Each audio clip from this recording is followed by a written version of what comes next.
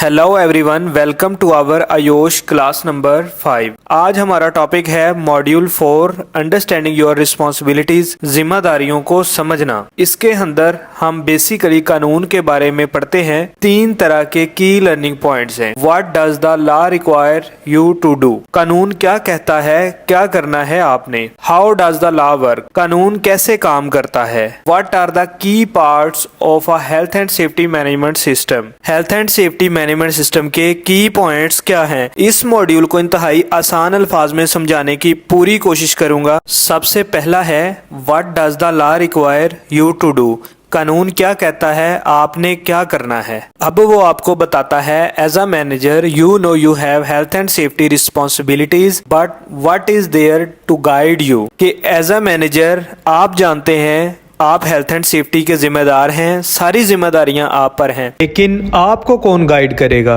अब वो आपको बताता है the law sets the boundaries with in which companies must operate, कानून हर कंपनी के लिए एक बाउंड्री तय कर देता है कि इस लिमिट्स के अंदर किस तरीके से हेल्थ एंड सेफ्टी पर काम किया जाए। The law attempts to be fair by requiring you to be responsible for reasonably foreseeable risks, कानून के मुताबिक जिम्मेदार हैं आप किस चीज के, रीजनेबल फोर्सिएबल रिस्क के, इसे असेस करने के, इसे रिड्यूस करने के। ठीक है, अगर आप ऐसा नहीं करते तो इसका जवाबदेह भी आपने ही होना है। रीजनेबल फोर्सिएबल किसे कहा जाता है, जिसकी वजूहात वाकयातन मौजूद हों, जैसे जो इजीली नजर आए आपको। जैसे एक दरवाजे के सामने आपको एक वायर नजर आ रही है, कोई भी शख्स अंदर आएगा तो इसका पांव लग के वो गिर सकता है। अब ये क्या है, ये रीजनेबल फोर्सिएबल रिस्क है।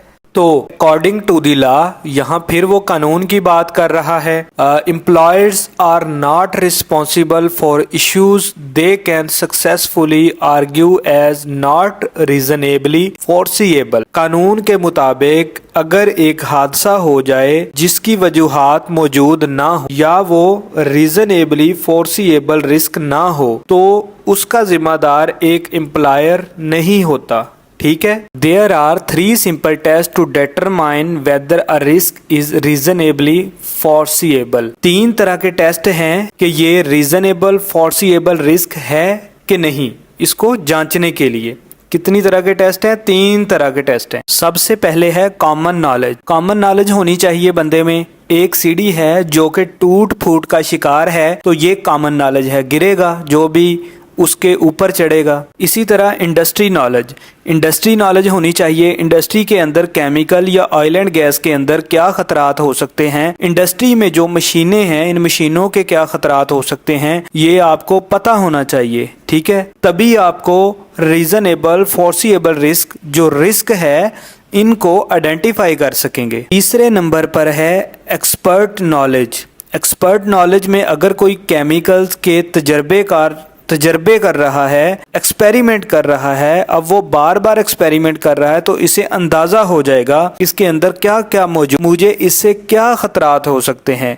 इसे कहते हैं एक्सपर्ट नॉलेज। अब वो आपको बताता है as a manager you are required to assess reasonably foreseeable risk and reduce risk so far as is reasonably practicable। मतलब एज अ मैनेजर आपका काम बनता है कि आपने जितने भी reasonable foreseeable रिस्क हैं इन्हें असेस करना है, रिस्क असेसमेंट करनी है, और जैसा कि आपने मॉड्यूल 3 के अंदर पढ़ा था कि इसे फिर रिड्यूस करना है practically. How does the law work, अब वो आपको बताता है कानून कैसे काम करता है। एक इदारा जिसमें हेल्थ एंड सेफ्टी पर अमल नहीं हुआ और हादसा हो गया और जानी नुकसान हो गया, तो सबसे पहले अदारे को कोर्ट की तरफ से नोटिस आ जाता है। जब तक इन्वेस्टिगेशन होती है वो इदारा क्लोज रहता है। ठीक है, अब आते हैं नेक्स्ट चीज, क्रिमिनल लॉ। क्रिमिनल लॉ क्या होता है, यूके के लॉ के मुताबिक किसी भी अदारे में हेल्थ एंड सेफ्टी की वजह से हादसा होता है जिसकी वजह से नुकसान हो जाता है। हेल्थ एंड सेफ्टी पर अमल ना करने की वजह से अगर नुकसान हो जाए तो क्रिमिनल लॉ के मुताबिक अदारे के खिलाफ कार्रवाई होती है, उसे क्रिमिनल लॉ कहा जाता है। क्रिमिनल लॉ मुख्तलिफ तरह के होते हैं। क्रिमिनल लॉ बेसिकली इस लॉ को कहा जाता है जिसकी सजाएं पार्लियामेंट के अंदर मंजूर मंजूर हुई होती हैं और ये अदारों के ऊपर अमल दरामद होता है कि एक अदारे ने हेल्थ एंड सेफ्टी पर अमल नहीं किया और इसकी वजह से इसे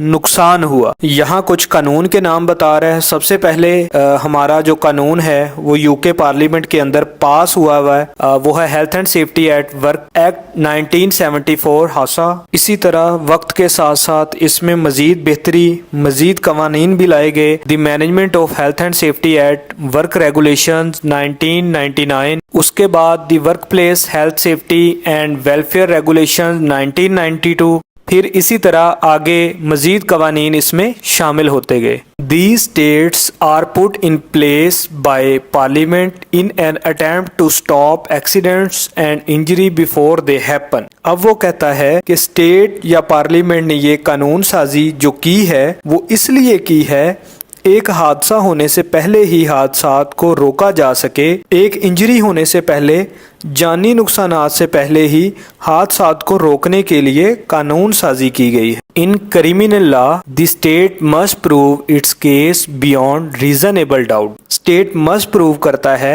जो केस है ये रीजनेबल डाउट है, जिसे साबित करना, प्रूव करना स्टेट की जिम्मेदारी है। Likely outcomes of a criminal case, इसके नताइज क्या हो सकते हैं? पॉसिबल इम्प्रिजनमेंट, फाइन्स एंड और रेमिडियल ऑर्डर्स, इनमें से कोई भी हो सकता है। कैद हो सकती है, जुर्माना हो सकता है, इस तरह के कोई भी ऑर्डर कोर्ट की तरफ से हो सकते हैं। अब आते हैं सिविल लॉ की तरफ।